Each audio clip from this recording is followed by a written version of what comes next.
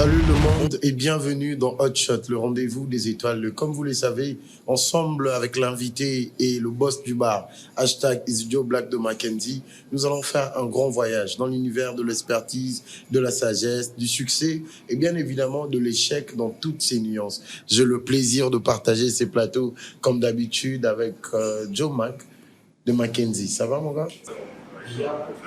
Yeah. Ah ouais. Alors, comment ça se passe chez toi déjà? Alors, super, en pleine forme, au début de la saison, chaud en large, avec des invités de marque, et aussi des invités qui ont vraiment la rage de pouvoir raconter leur histoire, la théologie. Et en parlant de ça d'ailleurs, je suis en présence de mon confrère Yuri Sunguza, qui est là avec nous. Bonjour, comment tu vas? Ça va Yuri? On peut tranquille là? Allez, ok, voilà, alors... petite intro, alors Yuri est là, face à la caméra, face au public, face aux différents téléspectateurs qui nous regardent, qui nous écoutent aussi de partout. Il est là au plateau Hot Shot saison 2 afin de nous raconter son expertise, son expérience, nous partager ses moments forts, ses difficultés, ses épreuves dans son secteur, dans son domaine. Alors Yuri, en quelques mots, est-ce que tu peux te présenter face au public et nous dire qui est Yuri Sunguza? Ok. Donc bonjour à tous, moi c'est Yuri Sunguza. Je suis fondateur de l'agence yosutravel.com. On est un peu fiers de le dire, mais on est la première agence de réservation touristique dans toute la RDC. Donc qui veut dire qu'on a commencé même avant que les gens pensent à réserver en ligne pour les excursions, tout ça. Nous, on était déjà là. Donc voilà, je suis en train d'évoluer dans le domaine du tourisme. Je suis dans ça depuis 2019. Mais voici une petite introduction. Vas-y.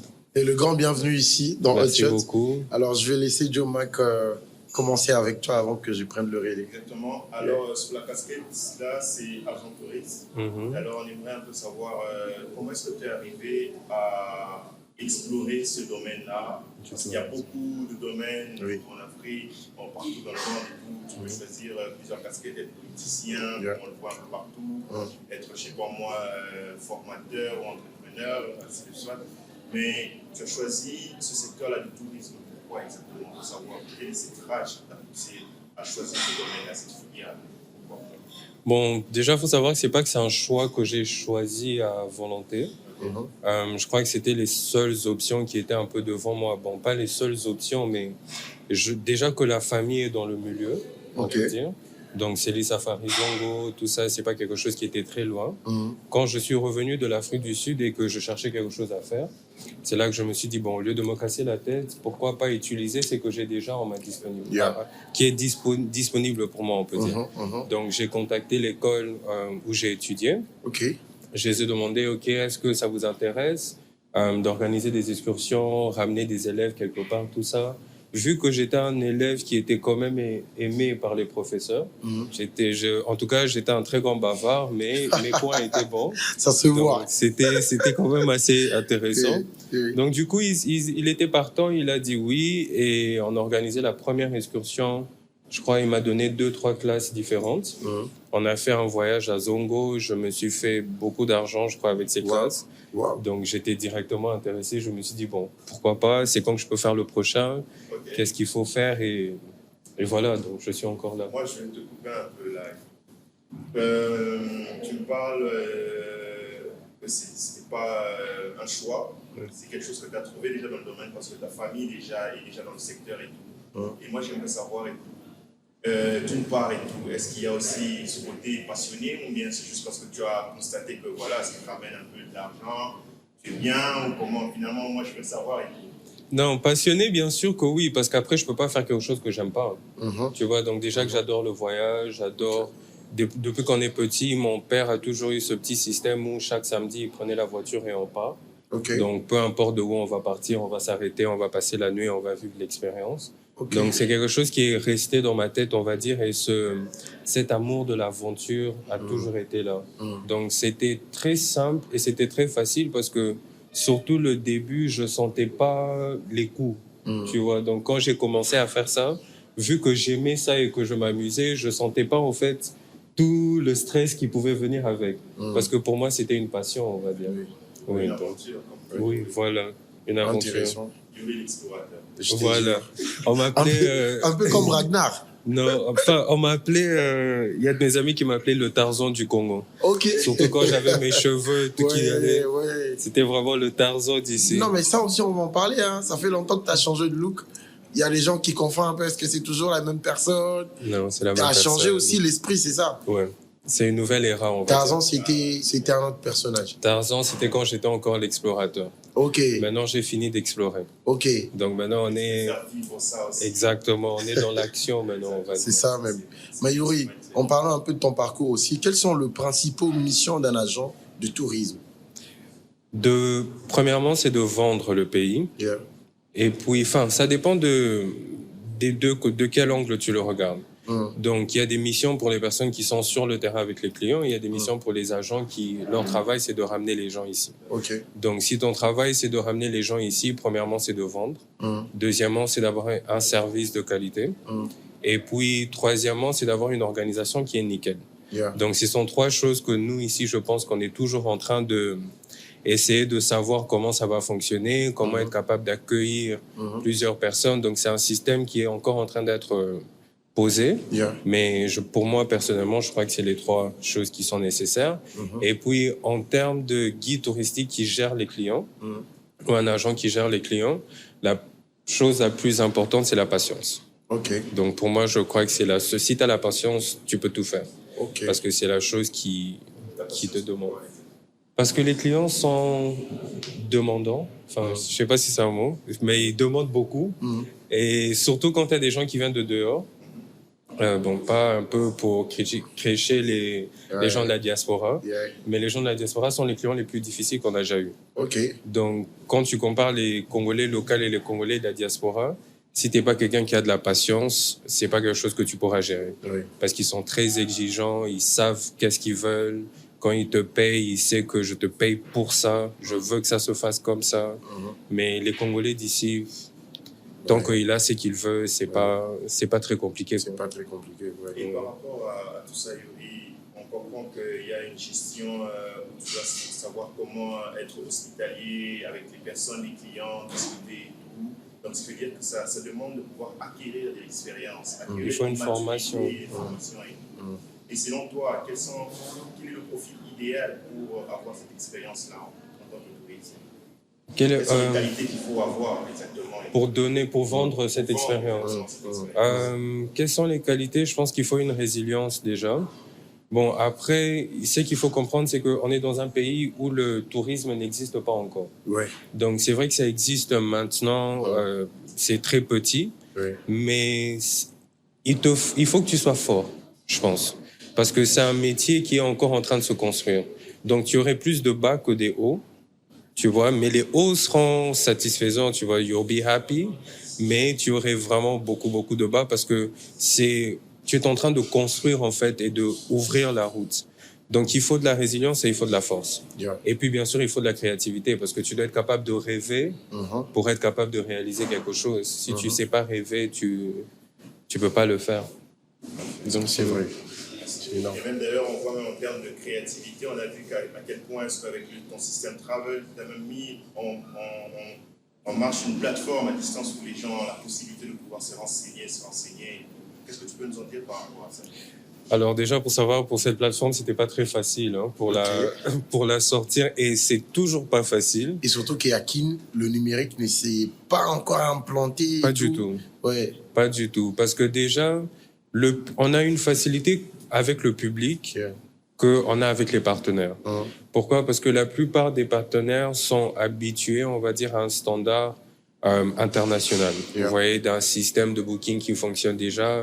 Il y a des systèmes de API sur comment les hôtels sont connectés, sur comment ce monde fonctionne. Mais nous, on n'est pas encore là. Vous voyez, donc moi, quand je suis venu, j'étais un peu le seul qui essayait de créer un système qui était purement congolais. Donc, comment est-ce qu'on peut le gérer? Donc, bon, on va dire c'était très challenging, surtout au début, parce qu'il fallait gagner de la confiance. Surtout. Moi, je suis un jeune, j'ai pas encore la trentaine, je suis pas venu de Paris ou je sais pas quoi, tu vois. Je suis un jeune Quinois qui est né, grandi ici. Donc, je vais, par exemple, chez un chef de Hôtel du Fleuve pour lui dire, j'ai un produit qui peut être facile pour toi, tu vois. Il va me regarder, tu vois. Et c'est après, peut-être que quand les relations vont jouer, quelque chose comme ça, que ça peut devenir intéressant. Mais c'était pas facile. C'était pas facile, c'était pas amusant, en tout cas. Donc, ça nous a pris du temps pour arriver à un point aujourd'hui où c'est les hôtels qui nous reconnaissent maintenant et que c'est les hôtels maintenant qui viennent vers nous pour savoir comment on peut collaborer, comment on peut être sur votre plateforme, comment on peut faire ça. Donc, on est en train de créer un système aussi pour ça avec l'application où on va permettre à tout le monde maintenant de rajouter leur propre truc sur le site. Mais donc c'était une longue route, on peut dire. C'était une longue route.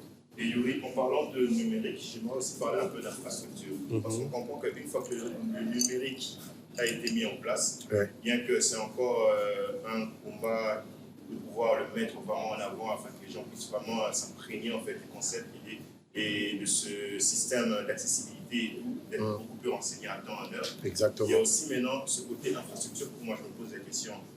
Une fois que tu as réuni toutes ces personnes-là qui sont prêtes, qui sont en train de faire les réservations, qui commandent sur ton appli ou même par téléphone et tout, par différentes plateformes et tout, et pour leur déplacer et tout, qu'est-ce que tu peux me dire en termes d'infrastructure, l'état actuel des infrastructures, des endroits, les recoins où tu peux faire visiter aux gens expérimentés? Comment est-ce que toi tu en penses? Quel est ton point de vue par rapport à ça?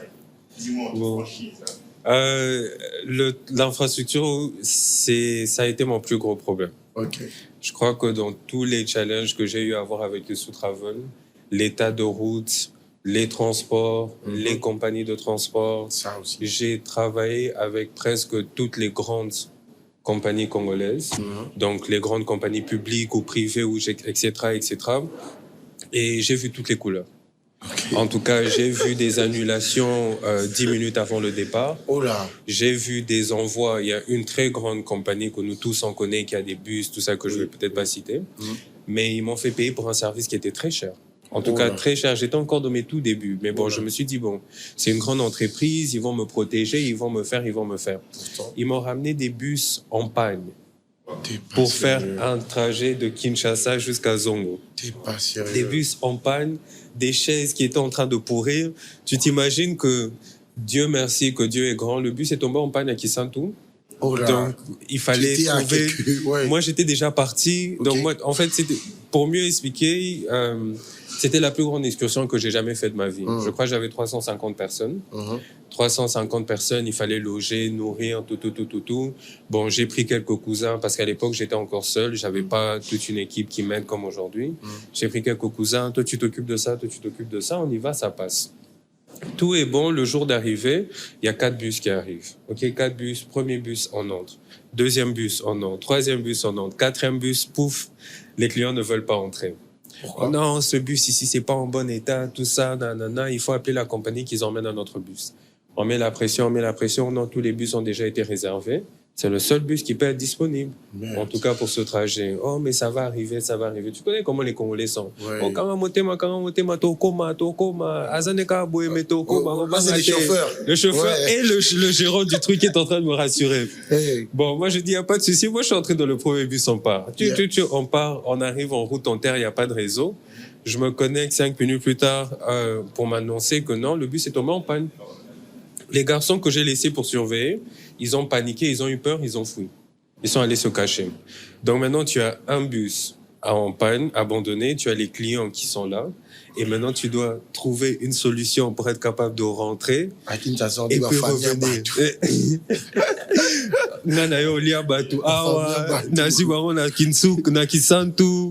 Donc je te dis, j'avais un stress qui n'était pas possible. Mais bon, Dieu merci, comme Dieu est toujours là, on a trouvé des bus, il y a eu un autre bus qui est reparti, on les a pris, on est rentré avec eux. Mais c'est juste pour expliquer que c'est un grand problème. Mais bon, après aujourd'hui, avec les nouveaux partenariats qu'on a pu avoir, avec les nouveaux partenaires qu'on a pu rassembler, on pense que ça peut essayer de résoudre ce problème, surtout au moins au côté du transport. Maintenant, au côté de la route, ça c'est une autre discussion. Tu vois, ça c'est... C'est vraiment En tout cas, moi, je pense que c'est ça le plus grand problème que vous avez. En parlant même encore des infrastructures, Kinshasa a-t-elle les infrastructures nécessaires pour accueillir un tourisme international? Non. Penses-tu? Non. Pourquoi pas? On n'a pas de route. Tu vas les mettre où? C'est ça aussi. Et qu'est-ce que tu vas les proposer? Non, mais tu es témoin qu'on a organisé un événement ici qui parlait du tourisme. Je ne vais pas citer les noms. Je pense que ça va. Ouais, je pense que les auditeurs et tous ces gens qui nous suivent, ils ont quand même compris. Mais comment toi tu peux. C'est quoi tes analyses derrière ces genres d'événements? C'est le gouvernement qui organise ces genres d'événements, qui parle du tourisme. Mais moi et toi, on est témoin qu'on n'a pas de route. Même pour arriver ici en ville, c'est assez chaud. Comment toi tu juges ça? L'initiative n'était pas mauvaise. Oui. Mais je crois que l'organisation en soi aurait pu être meilleure. OK. Parce que le but, c'était d'inviter beaucoup plus de personnes et on va dire le but, c'était d'avoir, pour une fois que Kinshasa reçoit 1 million de personnes ou 2 millions de personnes ou 3 millions de personnes l'année, qui est quelque chose qui allait être très bénéfique pour les personnes comme moi, qui ont des plateformes de réservation, etc. Oui. Donc le but était bien. Mais personnellement, moi, je crois qu'aussi notre problème est qu'on a un problème de collaboration. Donc notre gouvernement ne collabore pas avec les privés et n'essaye surtout pas de se renseigner ou de collaborer avec les personnes qui étaient déjà là en avant. Parce que je pense que ça aurait pu marcher, mais si c'était donné la peine de travailler avec plusieurs autres personnes et de faire en sorte que ça avance, on aurait pu avoir un meilleur résultat. Exactement. Alors, est-ce que c'était le moment pour ça? Non. Je ne pense pas que c'était le moment pour ça, mais en soi, l'idée n'était pas mauvaise. Tu vois, donc l'idée d'avoir un festival, on en a besoin. En tout cas, moi, je suis d'accord avec toi parce que le Congo, il est grand. Le Congo, il est tellement beau. Mais en parlant encore des infrastructures, imagine qu'aujourd'hui, il y a des clients qui te disent, bah, Yuri, moi, je vais aller à l'est du pays. Je vais aller à l'est du Congo. Comment toi, tu fais à ce moment? L'est, même, c'est loin. En ce moment, on avait un système qu'on voulait lancer qui était un Kinshasa City Tour. OK. Donc, pour surtout les gens qui viennent, excusez-moi, à Kin pour la première fois, faire une petite visite où vous allez à Victoire, à la maison de Papa Wemba. Vous quittez Victoire, vous rentrez au musée national.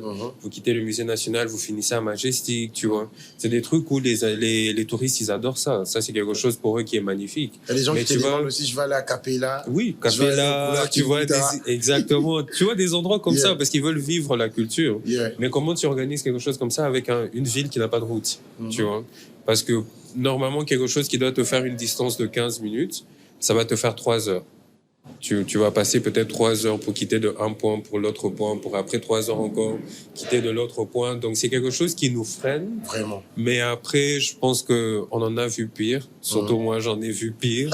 Donc, c'est des trucs qu'on fait avec. Hein. On fait avec. Il n'y a pas pire. Mais bon, après, pour Goma, c'est très dommage parce qu'il y a un très grand potentiel là-bas. Laisse tomber. Tu vois, par exemple, même si on parle du gorilla tracking. Le Rwanda s'est fait des millions sur ça. Il y a combien de personnes qui partent au Rwanda chaque année juste pour aller prendre des gorilles? Mais des gorilles qui viennent de la RDC, mais qui migrent, tu vois, et puis qui reviennent, qui repartent. Mais c'est des trucs qui sont ici. Tu vois, si on avait une organisation, le tourisme, c'est quelque chose qui aurait pu faire vivre le pays. Le pays. Parce qu'on en a énorme. Tout. Exactement, mais bon. Qu'est-ce qu'on peut faire? Ah bah écoute, vous êtes dans le secteur. Hein. Je crois que vous devez encore cravacher. Oui, le meilleur et pousser le gouvernement de venir vers vous. Oui, parce mais que on vous peut avez plus les attendre. À partager. On peut plus les attendre. Je suis arrivé à un point où je peux plus. Bon, c'est vrai que j'ai commencé, j'ai jamais demandé. J'ai fait peut-être 5 ans, 6 ans. On demandait pas, on n'allait pas frapper la porte et tout. Mais toute l'année passée et cette année, on a passé un grand moment en train d'aller rencontrer ce ministre du tourisme, ministre de ça, ministre de ça. Et c'est pas pour dire qu'il n'y aurait pas de futur partenariat, etc., parce qu'il y a des choses qui sont en marche. Mais je pense que je suis arrivé à un point où je compte plus sur les privés que sur le gouvernement. Je pense que si le Congo va changer, c'est moi et toi qui va faire changer le Congo. Exactement. Et c'est pas celui qui va être au pouvoir, tu vois. Celui qui va être au pouvoir, il est décoré. Donc, on lui donne son titre, il fait ce qu'il a envie de faire et tout, et puis ça passe. Mais c'est moi et c'est toi avec ta plateforme et c'est toutes les autres personnes qui sont en train d'agir dans leurs différents domaines qui vont faire en sorte que demain, il y a un changement dans ce pays. Parce que le gouvernement, je suis désolé. On peut quand même trinquer à la grandeur. d'ailleurs, même pour ajouter et tout, moi je suis totalement d'accord avec toi, parce que s'il faut vraiment relever le côté négatif ou le côté qui stagne encore dans une activité ou même dans un secteur, c'est nous-mêmes qui devons prendre ces initiatives. Yeah. Peu importe la personne qui dirige, mais nous-mêmes, nous devons déjà être motivés par rapport à ça. Nous devons apporter une pierre angulaire pour bâtir une réussite. Vous voyez? Aujourd'hui, on a le plaisir de te recevoir ici au plateau, tu nous parles de tout ça. Mais je pense que de vous à moi, tu es le premier, tu vois, à vraiment s'impliquer et à s'investir autant comme ça. Avec des sous, tes propres investissements, personne derrière. Voilà. Et c'était pas facile. Exactement. Ouais. Et d'ailleurs, aussi en parlant de ça et tout, au niveau de tes déplacements, par exemple, est-ce que Youth Travel, en ce moment, travaille en collaboration avec une compagnie de transport ou bien vous êtes toujours sur des improvisations lors des événements ou comment ça se passe exactement les déplacements? Donc, on a résolu le problème. On a un partenariat avec Majabukab maintenant, qui est devenu notre solution, on va dire, pour tout ce qui est transport. Et on aurait bientôt une intégration, enfin, je sais pas quand ça va sortir, mais peut-être même que ça sera déjà prêt, l'intégration sur le site, où maintenant tu pourrais réserver tes transports Majabukab directement sur Youth Travel, après avoir réservé ton droit d'entrée de Africa Park, etc. Et puis, on est aussi en train de voir, avec d'autres partenaires que je peux pas nécessairement mentionner, essayer de créer un système maintenant pour voyager par avion. Parce que c'est vrai que quand j'ai commencé les voyages par bus, c'était pas quelque chose qui était très populaire, qui était très connu. Donc l'idée qu'on est en train de voir maintenant, c'est comment réduire les prix pour être capable de créer des excursions en masse pour les personnes qui veulent visiter Lubumbashi, pour les personnes qui veulent visiter Mwanda, qui veulent visiter Kisangani, Kolwezi, etc.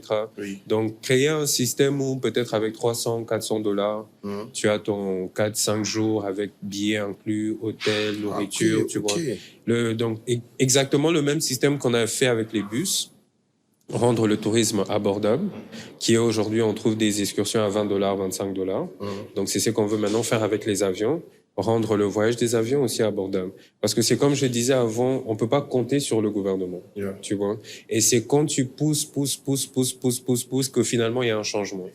Parce que quand tu es le seul, ou on va dire, bon, pas le seul, parce que j'étais pas le seul, mais quand tu es parmi quelques-uns, il y a que vous, en fait, qui sont en train d'écrire l'histoire.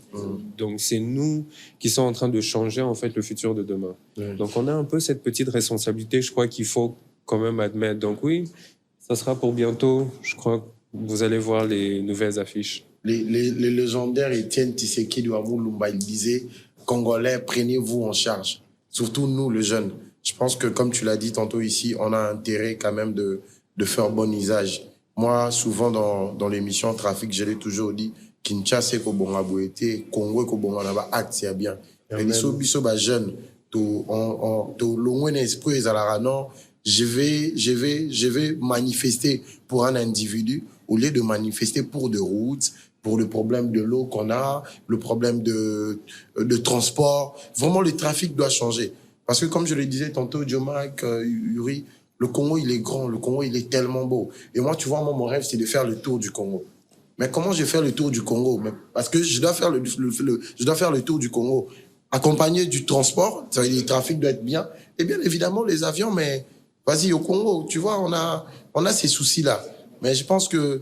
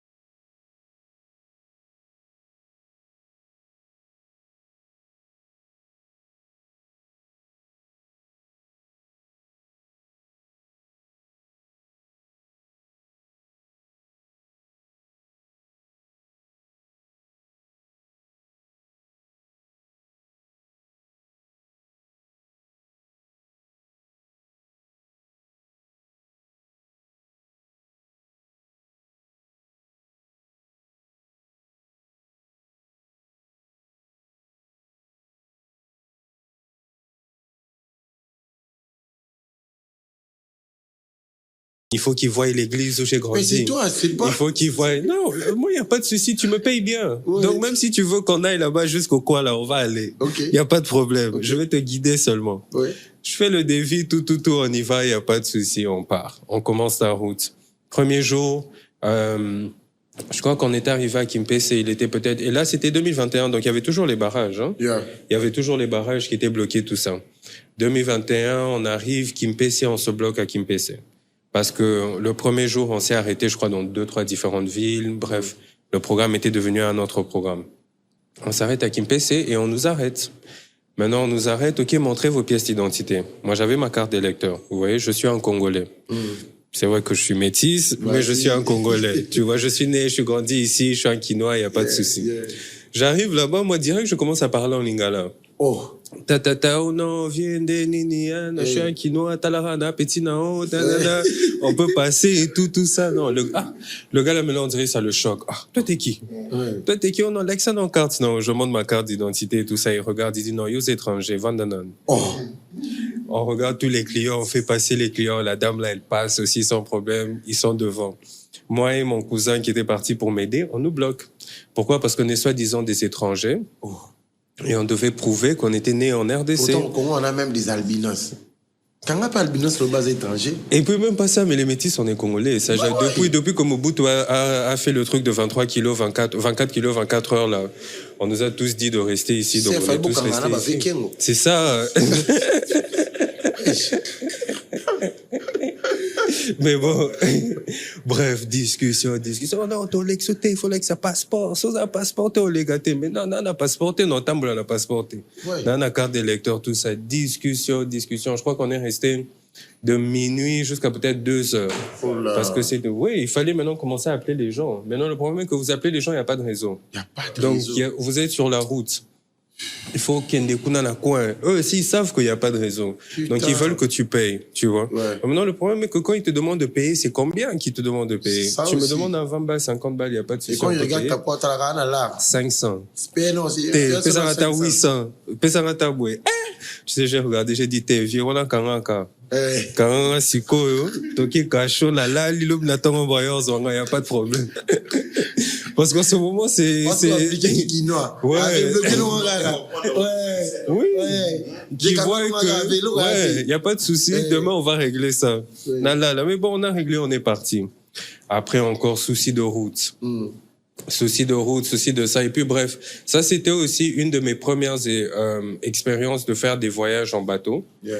Donc quand on est arrivé à Mwanda finalement, parce que c'était notre dernier stop, moi j'ai voulu faire quelque chose qui était très différent, créatif. Bon, n'oubliez pas que ça c'est vraiment mes débuts. Hein. Donc j'ai contacté les clients voulaient faire un petit tour en bateau, voir l'embouchure, tout. Mais moi j'ai dit, bon, vous êtes à un hôtel où il y a l'océan, ça serait peut-être cool que le bateau vienne vous prendre à l'hôtel, tu vois. Donc, essayez de faire un truc un peu cool. Yeah. Mais si je savais, déjà pour avoir l'autorisation du bateau, c'était ça. Oh là. L'autorisation du bateau, il fallait passer par le camp militaire, que le camp militaire donne l'autorisation. Après, il fallait passer par l'ICCN ou je sais pas quoi. Après, DGI. Après, bref, je me suis retrouvé, j'ai payé, je crois. Oui, j'ai payé 650 ou presque $700 pour juste les autorisations. Oh là. Ça, c'est juste les autorisations. On n'est même pas encore arrivé à la location du bateau. Directement, tu touches tes bénéfices. Tu touches. Il n'y a pas de souci. À la fin, je me suis retrouvé avec beaucoup moins que je voulais. Yeah. Mais au moins, j'ai beaucoup appris, tu vois. J'étais très reconnaissant parce que l'expérience, là, me valait beaucoup. Maintenant, je savais qu'il y a ça qui se passe. Avant de partir d'ici, je prends tous les documents qu'il faut. Je vais, blablabla. Je me suis fait... Enfin, j'ai organisé toute la légalisation qu'il fallait que j'organise pour être sûr que si jamais j'envoie des guides touristiques, il n'y a pas ces soucis qui vont se faire, tu vois. Mais c'était quelque chose où je me suis retrouvé à dépenser déjà le triple qu'il fallait. J'ai payé des frais énormes.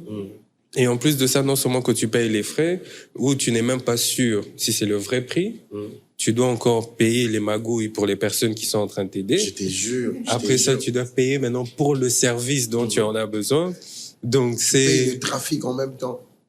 Oui, moi, à ce point-là, j'en pouvais plus. Je me suis dit, bon, on a fait ta non, ça ma famille. En ce point, je peux plus. Le Congo, il est catastrophique. Donc, nous, en tant que guide touristique, c'est à nous de rassurer le client que quoi qu'il arrive, on va toujours mieux organiser la situation, qu'on va toujours mieux gérer la situation, qu'on va toujours tout bien faire. Et c'est ce qui s'est passé avec cette dame. Donc, c'est une expérience où j'ai beaucoup perdu, mais j'ai beaucoup gagné. Parce que j'ai beaucoup appris. Donc, c'est aussi pour dire à toutes les autres personnes, je crois que beaucoup de personnes ont peur de la RDC, parce qu'ils se disent que je vais venir à Kin et je vais vivre des choses comme ça. Oui, c'est vrai que notre industrie n'est pas encore très stable, tu vois.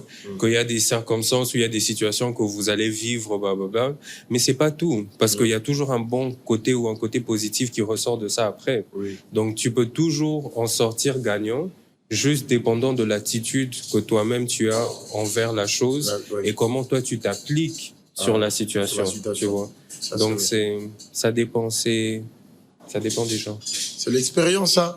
Et je pense que c'était important de passer par ça, bien que nous tous, on n'est pas toujours d'accord de voir comment le PCR fonctionne, comment nos policiers qui sont dans les différentes frontières collaborent avec nous, le Congolais. Parce qu'à la base, les abisso n'abisso, ça vaut pas la peine. Il y a autre chose, tandis que c'est compliqué, c'est ça.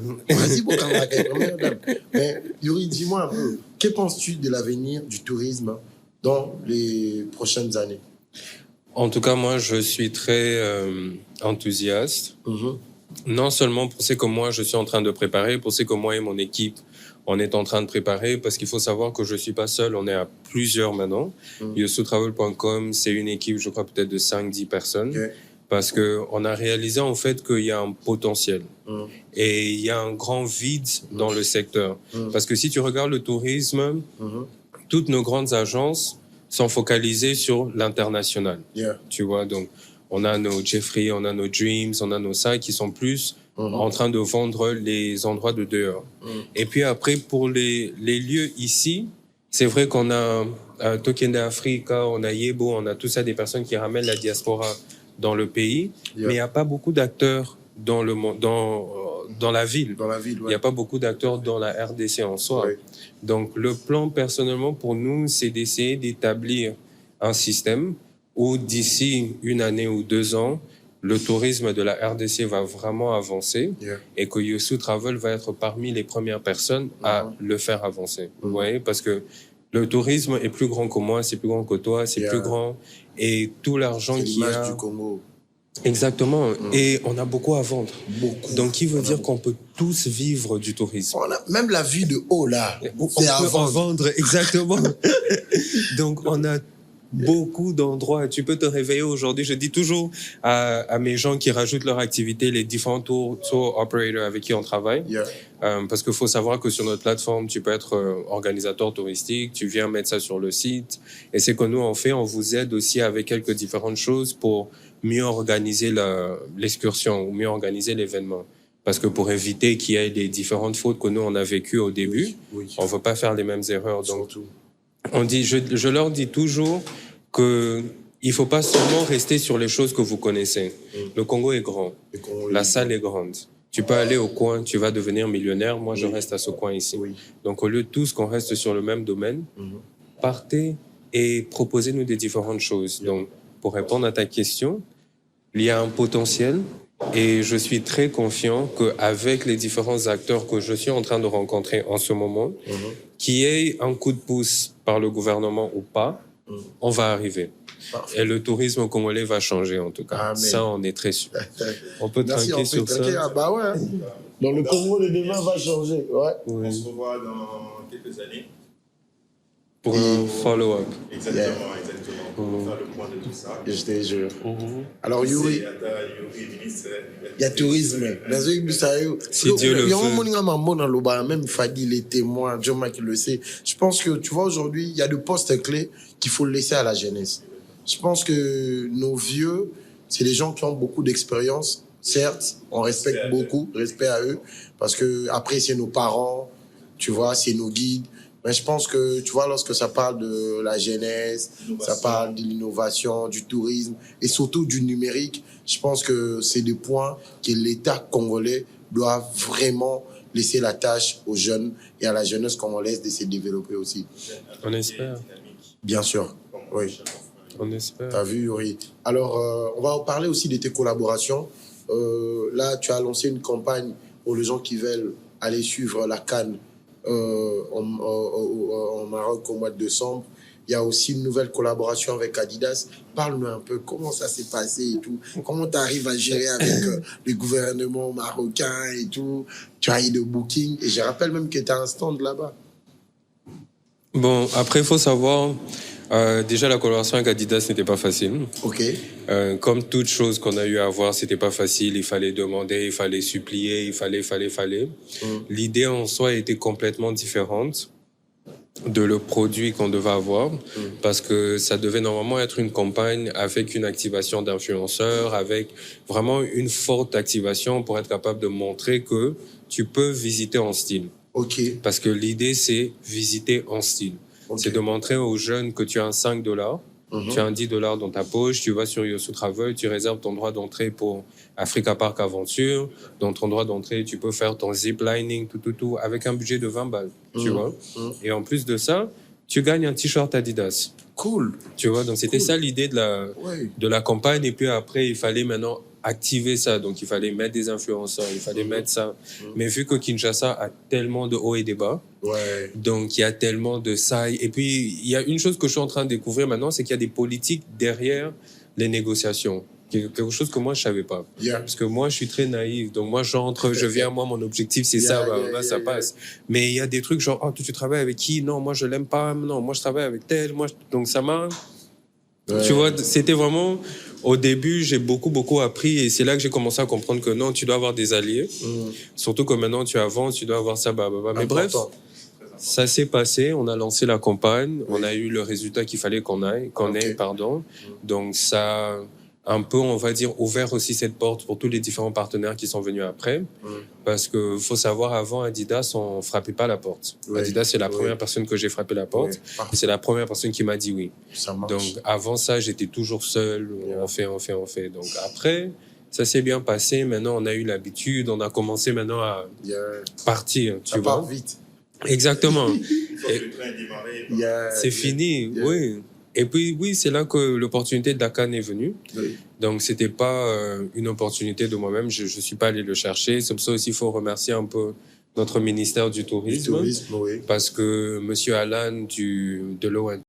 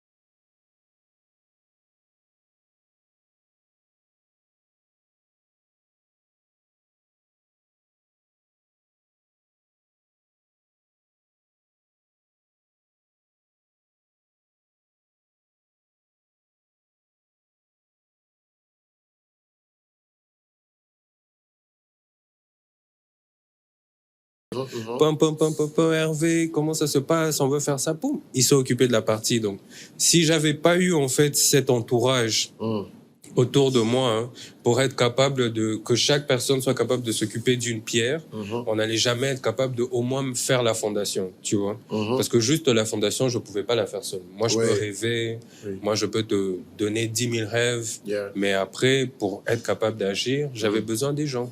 Et Dieu m'a vraiment donné une grâce que j'étais entouré des personnes sur qui je pouvais faire confiance. Donc, des personnes sur qui j'avais pas à me casser la tête, sur qui je pouvais dormir, voyager pendant 1 mois. Je sais que les choses vont évoluer comme ils doivent évoluer. Donc, je leur dois plus que je dois au gouvernement. Tu vois, parce que c'est eux mon gouvernement. C'est eux qui ont construit ma structure et qui font en sorte qu'aujourd'hui, on est capable d'arriver là. Donc, voilà. Donc, shout out to Nyota, Daniel et Hervé. Je crois qu'on n'allait pas être là sans vous, les gars. Big shout out à vous. Ça fait plaisir et que le Très-Haut bénisse vos efforts. En tout cas, c'est pas facile, comme tu l'as dit, de trouver des gens loyaux. Exactement. D'ailleurs, j'en profite de l'occasion pour mentionner que ça fait plaisir de dire devant la caméra que Joe Mike, il est mon pote des potes à part ici. Exactement. Donc, il fait vraiment partie de ma famille. Et tu sais, dans l'amitié, il y a toujours des problèmes. Et moi, je l'ai toujours dit, lorsqu'il n'y a pas des embrouilles, ça veut dire que l'amitié n'est pas sincère. Il faudrait qu'il y ait des embrouilles. Photo soit 24 heures. Alambalia. Alambalia, non, il y a pété. Mais tu sais que plus profond de toi, c'est moi et il va être là pour moi. Et c'est très important. Alors, Yuri, on arrive pratiquement à la fin de ces podcasts. Il y a beaucoup de sujets à soulever. En tout cas, on devait quand même encore mettre assez de lumière sur ce que vous faites. Le tourisme, il est important. Parler de l'infrastructure, le trafic en RDC, c'est très important. Alors, un message universel, avant que Joe Mac clôture ces podcasts, un message universel à tous ces jeunes qui te suivent à ce moment. Il était important pour nous de te recevoir, développer tant que jeune, te partager Maël et Nabiso. D'ailleurs, souvent avec Joe Mac Tolobara, dans ces podcasts, Totongaka, pour Totonga. Ceux qui gouvernement, quand ils se bomi, bango te, Totongi bango, pour te bongi sango, pour te Tonga Congo. Donc, un message universel face à la caméra, on te suit et puis voilà. J'ai 2 messages. Je crois pour le public, donc pour toutes les personnes qui rêvent comme moi, c'est de ne jamais arrêter de rêver. Parce que c'est les rêves qui font des changements. C'est la personne qui est capable de rêver plus loin que les autres, de rêver plus fort que les autres, qui va faire un changement dans toutes les situations. Donc, ne t'arrête pas et n'arrête pas de rêver. Et pour toutes les autres personnes qui veulent visiter le pays, réservez en un seul clic sur yosutravel.com. Ça marche. Alors, Yuri, un très très grand merci à toi déjà pour avoir accepté notre invitation. Et aussi, grand merci de nous avoir dévoilé aussi ton expérience, ta profession, ton parcours, de ce que tu es venu, comment est-ce que tu es arrivé par là, qu'est-ce qui t'a motivé à aller par là, tes difficultés, tes contraintes, ce que tu n'as pas lâché. Tu es toujours là, tu as rencontré des hauts et des bas, et tu as maintenu le cap. Et aujourd'hui, tu as l'opportunité qui s'ouvre, et je suis sûr et persuadé encore que dans quelques années, tu auras encore beaucoup plus d'opportunités qui seront encore là pour toi. Et ça, on le souhaite en tout cas pour tous les jeunes, tous les jeunes entrepreneurs, parce que c'est ça l'objectif du podcast Hot Shot. C'est de pouvoir rassembler cette communauté des jeunes qui sont prêts à se lever, sortir de leur zone de confort, afin de pouvoir parler de leur expérience, de ce qu'ils entreprennent, de ce qu'ils vivent réellement dans la vie, parce que c'est nous tous que c'est pas facile d'entreprendre et de mettre quelque chose en action, mais aussi de le voir fleurir année après année. Tu vois, ça demande de l'engagement, de la constance, comme mon frère Manasseh dit. Grand merci à toi. Merci à vous. En tout cas pour la fin. Cette émission. On a intérêt. Et aussi, je vais te remettre la parole, Yuri. Et pour les auditeurs qui ont besoin de te contacter, par quel canal ils passent, comment est-ce qu'ils font, comment se recommer là. Je sais pas si ça sera possible que vous mettiez le QR code sur la vidéo. Parce que ça serait peut-être plus juste intéressant qu'ils scannent directement.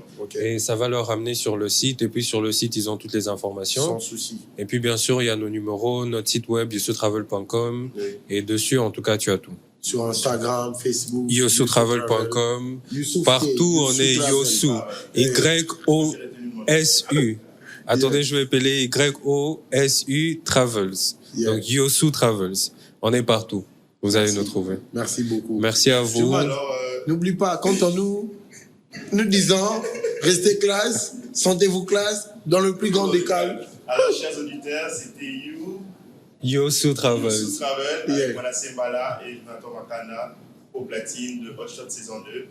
Nous espérons que ça vous a fait vraiment régaler et vous avez vraiment apprécié aussi l'expérience de notre très cher confrère. Yeah. N'hésitez pas à nous mettre des commentaires et des likes surtout, Yeah. nous dire ce que vous en pensez. Et si aussi vous pensez que vous avez une histoire à raconter ou un parcours à décrire, venez nous voir, on est là pour vous recevoir. C'était Hot Shot saison 2. Voilà. Le rendez-vous des étoiles. Allez. Cheers.